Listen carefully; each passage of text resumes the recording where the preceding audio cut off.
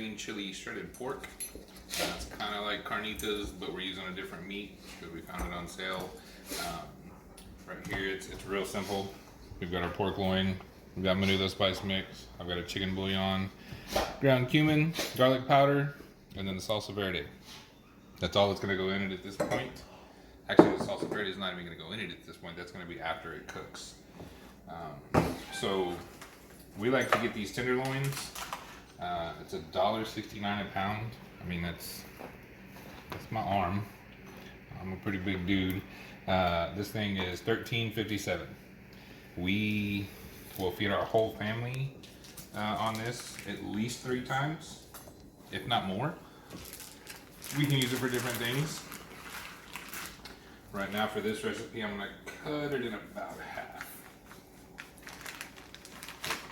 And that's why you need a sharp knife. Yeah, that's where the sharp knife is. So I'll let that sit for another one. I might take another little chunk. I'm gonna just split this down the middle, long ways. I'm gonna kind of put it in little chunks to make it cook a little more even, because we want it to shred up at the end of this. This is another Instapot recipe. Y'all seem to be really interested in the little piece of bone right there. Y'all seem to be really interested in the quick Instapot recipes, things that make life easier. I definitely understand. Before I put this in there, I'm gonna put a little bit of water, just so we don't have any sticking problems or anything like that. Start putting our chunks in there. Like I said, this is another really simple one. Very good flavor. You can make tacos out of it. You can make enchiladas. I mean, really anything. The possibilities are endless. Anything you can stuff meat into, you can use it for. I'm gonna do a little bit more of a chunk, like I said, just because we've got some friends coming over today. And I don't know how big their appetites are gonna be, so we'll use another chunk of that. And then the rest of this, we've done like shredded barbecue pork, or we'll just cut it into pork chops. That's all a pork chop is this thing, or a boneless pork chop, is this thing cut into chunks.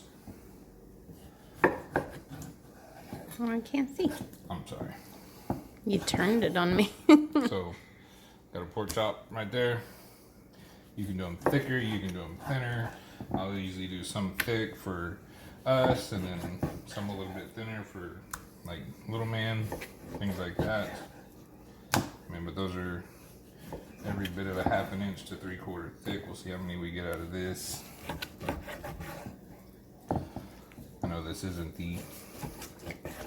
in the recipe, but just trying to show you how you can take something like this and, you know, make different things out of it. You can buy more in bulk. You know, that's what I always do when I go to the grocery stores. I look at the price per pound. I don't look at, oh, this is $13 or this is $10. I look at the price per pound to see kind of what better value I'm getting. And just think of different things that I can make with it. I literally go to the grocery store, I go to the protein aisle, market, whatever you want to call it, look at different things that I can use. I'm going to throw these in there too, just because this is, no, it's not good for pork chops. You don't want a big old chunk of fat in there. So we're going to use this because it'll cook down and shred apart real good. Like I said, we got a bunch of people coming over. If we don't eat it all tonight, we'll turn it into something else. So we got 1, 2, 3, 4, 5, 6, 7, 8, 9. 9 good chunks of pork that we can grill, we can bake, we can really do whatever with. I'll wash my hands real quick.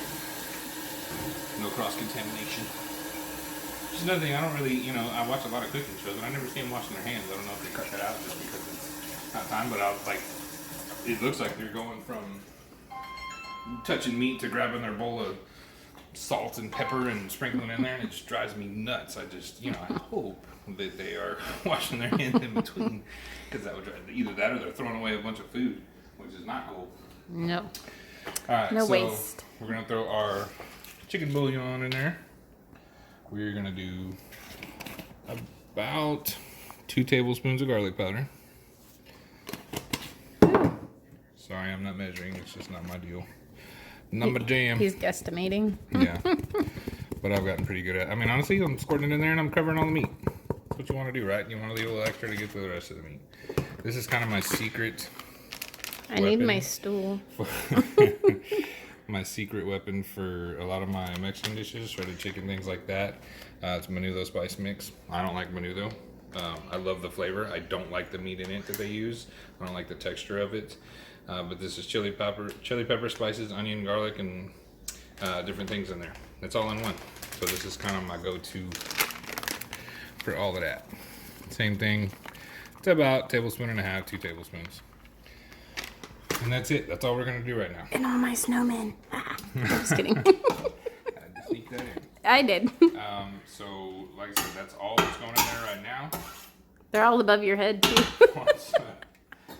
Once this is done, we will come back and show y'all, hopefully all in one video if our plan works out right. So, once again, Instant Pot, but we're going with Instapot because I have a friend that, Lindsay, that is complaining because I'm saying Instapot, but another friend, Casey, mentioned it's like Texas, you know, you all and y'all. Instapot, Instant Pot. Same thing, whatever. I always say stuff. It's weird. So this time we're not going to push any of these buttons. We're going to actually push pressure cook. So I'm going to do pressure cook. We're going to go 45 minutes because it is a lot of meat. High pressure, keep warm. That's it. That's all you do. Leave it alone. After that, it's going to do its own thing. Once it's done and I depressurize it, I'll check it, see what it looks like. If I think it needs to go longer, I'll cook it on longer. 5-10 minutes, something like that. But ideally, this video will work and I won't have to do another 2-part and all that good stuff. Just let's hope it works. If it does, then we will be posting the video later and we'll show kind of what we do once we get it shredded apart, and we'll see how much salsa verde we're going to add and get that flavor in it. So we will be back in a little bit. So it looks tasty. Let's see. Shredding apart, that's what we want. So basically we'll go through here. I'm gonna keep shredding apart. What I would do now is I'm gonna add one of these. There it is. This isn't my favorite one, it's still good. Cannot think of the name of the one, La Tienda, something like that. It's kind of a longer, skinnier jar. I really like the flavor of that one. But right now I'm just going to add this one in there. And then we're going to do the same trick we did last time, where we cancel what we're doing. We're going to hit saute. We're going to bring it to a boil. Meanwhile, I'm going to keep shredding this up. And then basically once it's shredded up, it's good to go. But I decided that I want to take it a step further, and that'll be a surprise for here in a second. I just had an idea. We're gonna see if it works. I've done it before. Typically, carnitas have kind of a crispy crunch to them. You put them in the oven. After you've cooked them and shredded them, you get a bunch of little crispy bits, and some of the fat renders down. It gets crispy. I don't want to do that right now, just because I want to try this new trick and see how it goes. I like trying new things and seeing how it turns out. To me, that's the beauty of cooking, is just trying new things. And sometimes you fail, sometimes you don't, sometimes it's the most amazing thing ever. So, give us a sec, I'm going to finish doing this. Literally just going to shred it up, thicken it up a little bit, and then we are going to go on a little field trip. Give us a sec. Alright, we're back. We took our field trip all the way out here to the backyard. Like I said, typically I do, you can do it in the oven, that's the way my uncle does it. It makes them amazing. You can do it in a skillet, kind of brown them up, things like that, but I want to use a flat top. It's Texas, it's 50, 60 something degrees outside right now. That's basically winter for us. So we're enjoying it. We got all the doors open, windows open, things like that. So here we go. Throw a little bit of oil on there. And that is grapeseed oil. Typically I use vegetable oil, something like that, peanut oil. I really like peanut oil. I kind of want to get into or try the avocado oil. Apparently it's got a really high smoke point. It's good for you. I want to give it a shot, so we're just going to dump this out there and see what happens.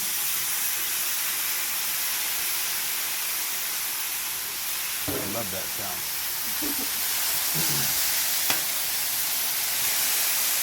Too bad there's no such thing as smell-o-vision. Yeah, for real.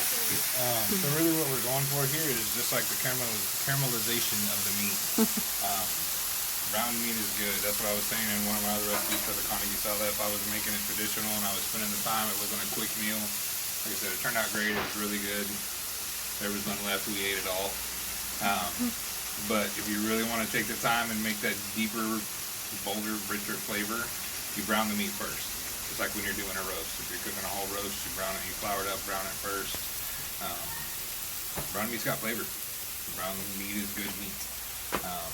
So yeah, we're just gonna see how this goes. I've got it a little low. I'm gonna kick it a little higher.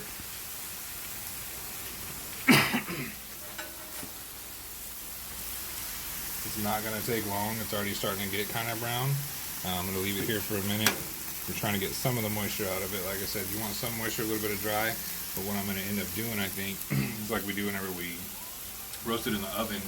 You get the little brown crunchies and everything on it, and then you put a little bit more juice to kind of rehydrate it, a little bit more seasoning, a little bit more of the salsa verde to give it that different texture. So yeah, we're just gonna do this and kind of flip this right here and see what happens. It's got a little bit of brown in there, but yeah, I'm gonna leave it longer. I'm gonna let it sit here for a minute.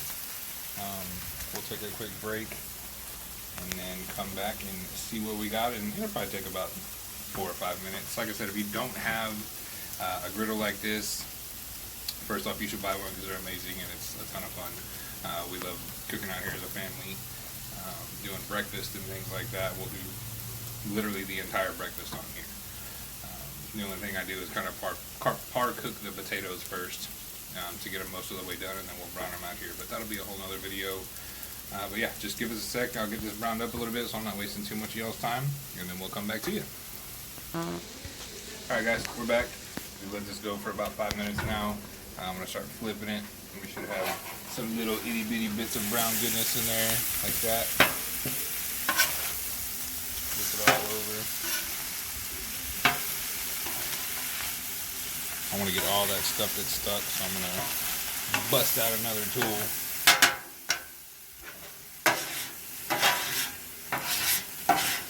Those little pieces right there are going to break up and be perfect little crunchy bits and pieces and flavor. Like I said, any extra flavor you can add is always a good thing.